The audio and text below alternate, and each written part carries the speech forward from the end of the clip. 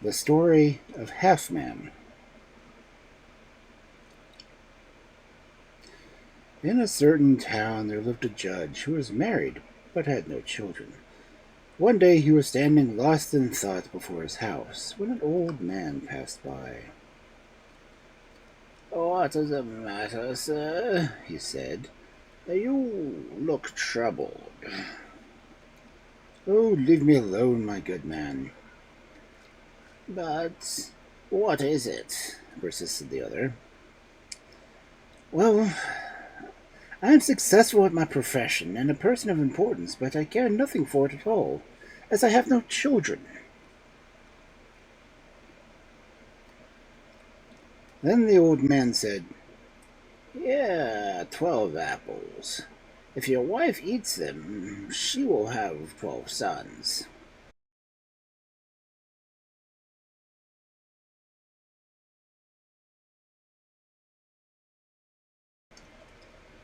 The judge thanked him joyfully as he took the apples and went to seek his wife. "Eat these apples at once," he cried, "and you will have 12 sons." She sat down and ate 11 of them. Just as she was in the middle of the 12th, her sister came in and gave her the half that was left. The 11 sons came into the world, strong and handsome boys, but when the 12th was born, there was only half of him. By and by, they all grew into men, and one day they told their father that it was not time for them to find wives. "I have a brother," he answered, "who lives away in the east, who has 12 daughters, and you may marry them." So the 12 sons saddled their horses and rode for 12 days, until they met an old woman. "Greeting to you, young men," she said. "We have waited long for you, your uncle and I. The girls have become women and are sought in marriage by many. I knew you would come one day, and I have kept them for you. Follow me into my house." And the 12 brothers followed her gladly, and their father's brother stood at the door and gave them meat and drink. But at night, when everyone was asleep, Halfman crept softly to his brothers and said to them, "Listen, all of you. This man is no uncle of ours, but an ogre." "Nonsense. Of course he's our uncle," answered they. "Well, this very night you will see," said Halfman, and he did not go to bed, but he hid and watched for himself. Now, in a little while, he saw the wife of the ogre steal into the room on tiptoe and spread a red cloth over the brothers, and then go cover her daughters with a white cloth. After that, she lay down and was soon snoring loudly.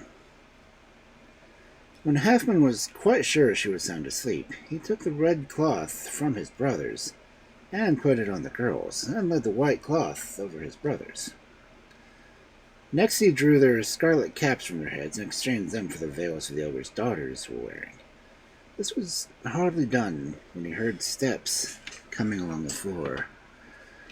So he hid himself quickly in the folds of a curtain. There was only half of him after all.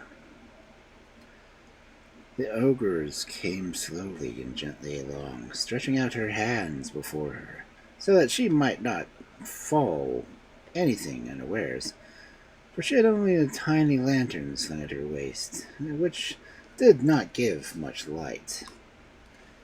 When he reached the place where the sisters were lying, she stopped down and held a corner of the cloth up to the lantern. Yes, certainly it was red. There was to be no mistake. She passed her hands over all their heads and felt the caps that covered them.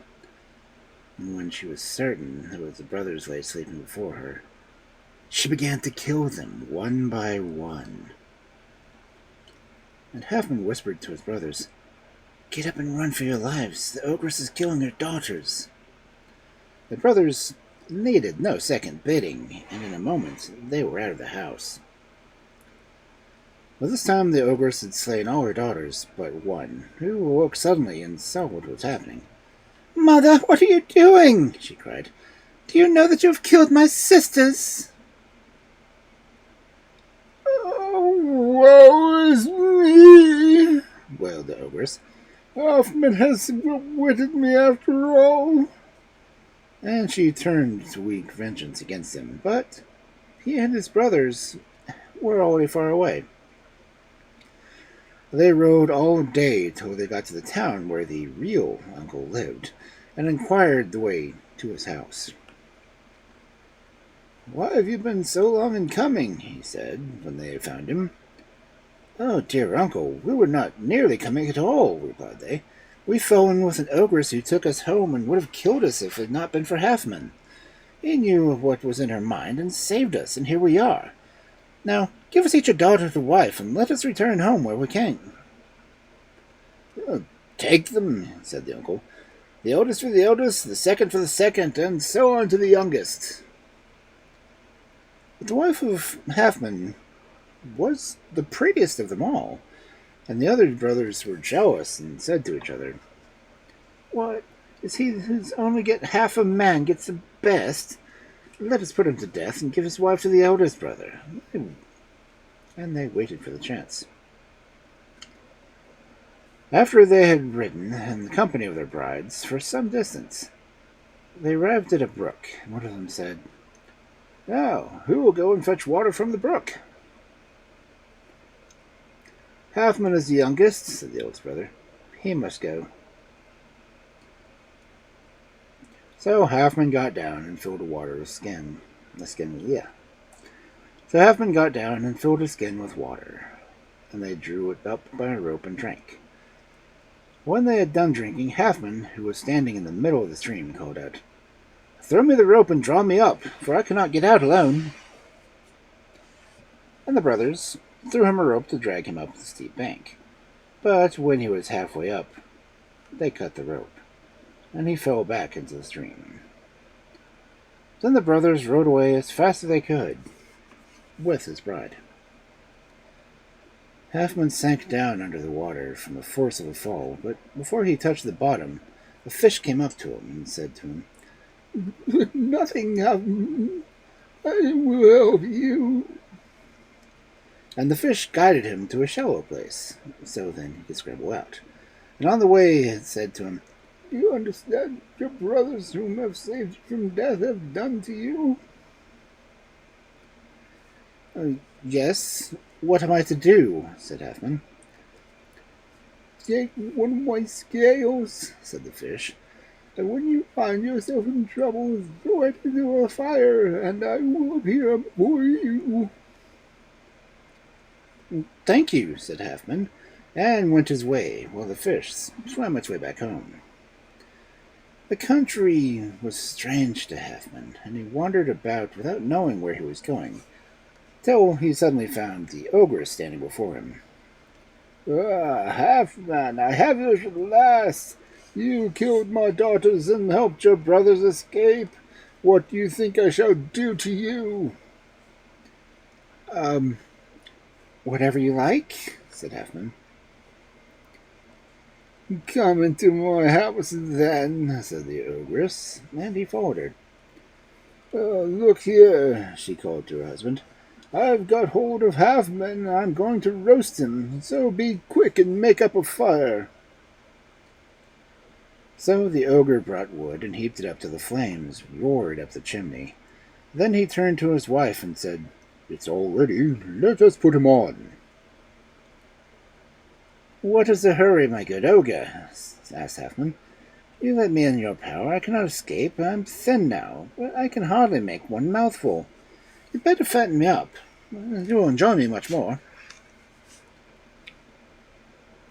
"This is a sensible remark," replied the ogre. "But what fattens you quickest?" Butter, wine, meats," answered Halfman. "Very good. We will lock you up in this room, and here you will stay until you are ready for eating." So Halfman was locked into a room, and the ogre and his wife brought him his food.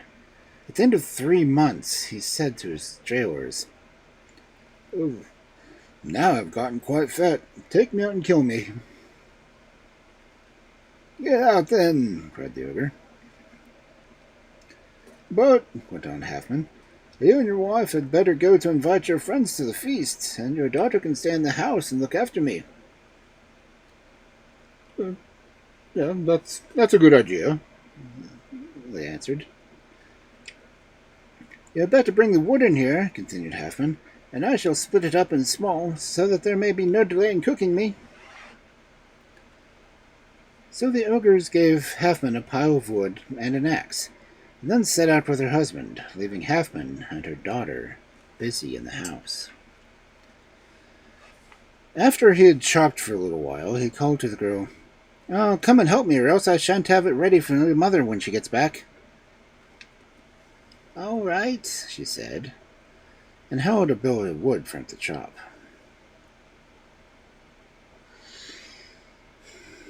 But he raised his axe and cut off her head, and ran away like the wind.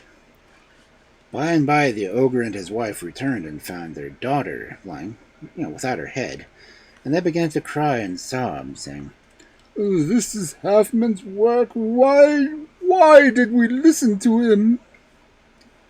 But Halfman was already far away. When he escaped from the house, he ran straight on before him for some time, looking for a safe shelter, as he knew the ogre's legs were much longer than his, and that was his only chance. At last he saw an iron tower, which he climbed up. Soon the ogres approached, looking right and left for his prey, should he be sheltering behind a rock or a tree. But he did not know that Halfman would be so near till he heard his voice calling, come up, you can find me here." "But how can I come up?" said the ogre. "I see no door, and I cannot possibly climb that tower." "Oh, there is a door," replied Halfman. "And how did you climb up?"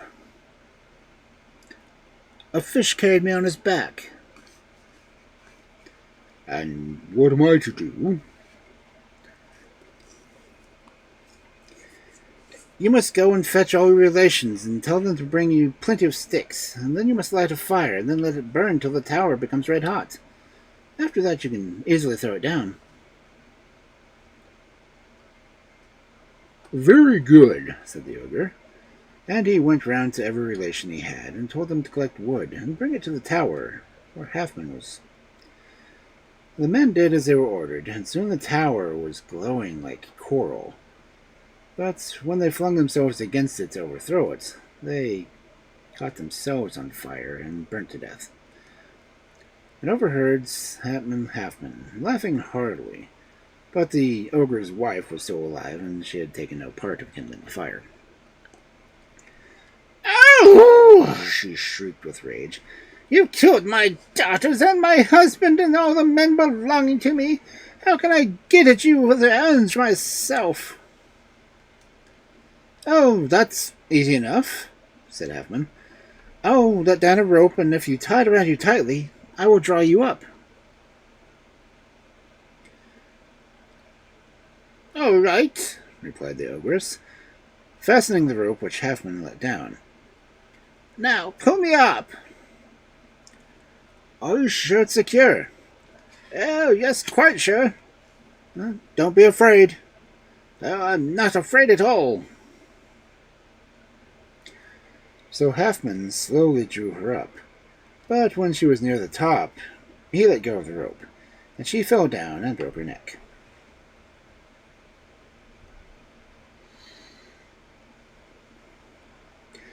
Then Halfman heaved a great sigh and said, "That was hard work. The rope was hurt my hands badly, and now I'm rid of her forever." So Halfman came down the tower and went on, until he got up to the desert palace, and when he was very tired he lay down to sleep. While it was still dark, an ogress passed by, and she woke him and said, "Halfman, tomorrow your brother is to marry your wife." "Oh, how can I stop it?" he said. "Will you help me?" "Yes, I will," replied the ogress. Oh, thank you, cried Halfman, kissing her on the forehead. My wife is dearer to me than anything else in the world, and it will not be my brother's fault if I'm not dead long ago. Very well, I will rid you of him, said the ogress, but only on one condition. If a boy is born to you, you must give him to me. No, anything, answered Halfman, as long as you deliver me from my brother and get me my wife. Well, mount on my back, then, and in a quarter of an hour we shall be there. The ogress was as good as her word. In a few minutes they arrived at the outskirts of the town where Halfman and his brothers lived. Here she left him, while she went into the town itself, and found the wedding guests just leaving the brothers' house. Unnoticed by anyone, the ogress crept into a curtain, changing herself into a scorpion, and went to the brother who was going to get into bed, and she stung him behind the ear, so that he fell dead where he stood.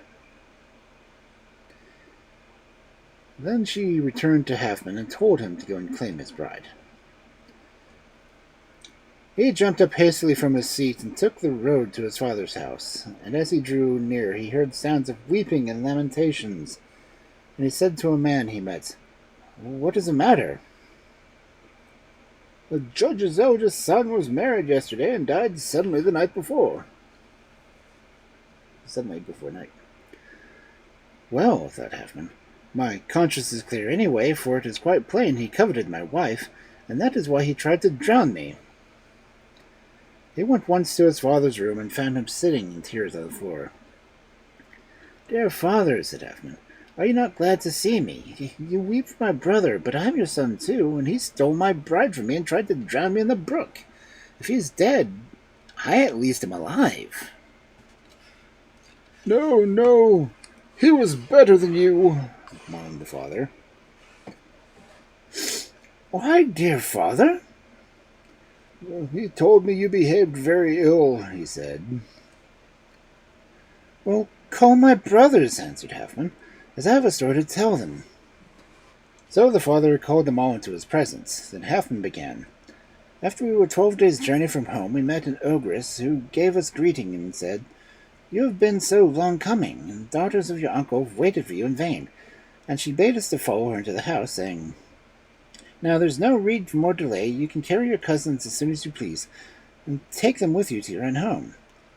But I warned my brothers that the man was not our uncle, but an ogre.' When we lay down to sleep, she spread a red cloth over us and covered her daughters with a white one. But I changed the cloths. When the ogress came back in the middle of the night, I looked at the cloths, and she mistook her daughters for my brothers, and killed them one by one, all but the youngest. Then I woke my brothers we all stole softly from the house and rode like the wind to our real uncle. And when he saw us, he bade us welcome and married us to his 12 daughters, the eldest to the eldest, and so on. His bride was the youngest of all, and was also the prettiest. But my brothers were filled with envy and left me to drown in a brook, but I was saved by a fish who showed me how to get out. And now you're a judge. Who did well and who did evil? I or my brothers?"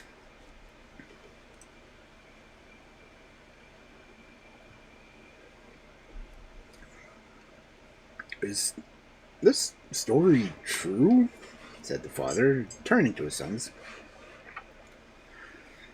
"It's true, my father," they answered. "It is even as Halfman has said, and the girl belongs to him." Then the judge embraced Halfman and said to him, "You have done well, my son. Take your bride, and may you both live long and happily together." At the end of the year, Halfman's wife had a son. Not long after, one day hastily came into the room and found her husband weeping. "What is the matter?" she asked. "The matter?" "Yes. Why are you weeping?" "Because," replied Halfman, "the baby is not really ours, but belongs to an ogress." "Are you mad?" cried the wife. "What do you mean talking like that?" "I promised," said Halfman, when she undertook to kill my brother and to give me to you, that the first son should be hers. And will she take him from us now? Said the poor woman. No, not quite yet. When he is bigger. And is she to have our children? She asked. No, only this one, replied Halfman. Day by day, the boy grew bigger, and one day, as he was playing in the street with other children, the ogress came by. Go and tell your father, she said, and repeat this speech to him. I want my forfeit, and when I have it. All right, replied the child, but when he went home, he forgot all about it. The next day, the ogress came again and asked the boy what the answer the father was given. I forgot all about it, said he. Well, put this ring on your finger, and then you won't forget. Very well, replied the boy, and he went home. The next morning, when he was at breakfast, his mother said to him, Child, where did you get that ring? A woman gave it to me yesterday, and she told me, Father, to tell you that she wanted her forfeit, and when she was to have it. Then his father burst into tears and said, If she comes again, you must say to her that your parents bid her take her forfeit at once and depart. At this, they both began to weep afresh, and his mother kissed him and put on his new clothes and said, If the woman bids you to follow her, you must go. And the boy did not heed her grief, and he was pleased with his new clothes. And he went out to say with his playfellows, Look how smart I am, and I'm going away to my aunt of foreign lands. At that moment, the ogress came up and asked him, Did you give my message your father and mother? Yes, dear aunt, I did. And what did they say? Take it away at once. So she took him. But when dinner time came and the boy did not return, his father and mother knew that he would never come back, and they sat down and wept all day. At last Halfman rose and said to his wife, Be comforted, we will wait a year, and when I go to the ogress and see the boy, and know how he is cared for. Yes, that will be best, she said. The year passed away. Then Halfman saddled his horse and rode to the place where the ogress had found him sleeping. She was not there, but not knowing what to do next, he got off his horse and waited. About midnight, she suddenly stood before him. Halfman, why did you come here? She said. I have a question to ask. Well, ask it. But I know quite well what it is. Your wife wishes you to ask whether I should carry off your second son as I did the first. Yes, that is it, replied Halfman.